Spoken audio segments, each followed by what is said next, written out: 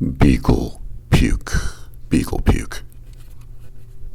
Heck, there is an abundance of horrible people, alive and well, and living in beaglepuke. It was I who discovered the hollows in which these small-statured, pugnacious individuals thrive. I, too, have received, by use of quartz crystals on a string, from, so to speak, on high, their origin. What's wrong? No one received word from wherever how a barnload of people cropped up?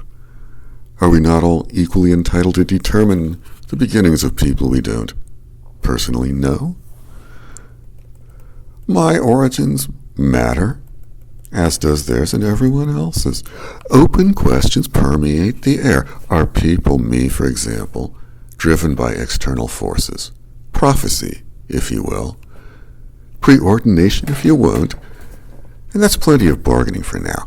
For simplicity, I mail-ordered a pair of binoculars from the internet and have been watching a hollow on the side of an Appalachian mountain, one of them.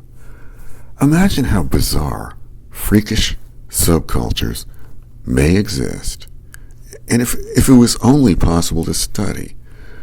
All these mean mercurial mountains, what we all stand to learn is just phenomenal. According to Scripture, the Scripture that I received, most of these people got where they are by spontaneous generation. The tiny people living in beaglepuke came into being, poof, like out of nowhere. But with physics nervously in mind, they came from somewhere too, much like you and me. If it's still worthwhile to compare people to one another, everyone came from somewhere. But it went down something like this. Just a few scant millennia ago, there lived this dog, size of a brontosaurus.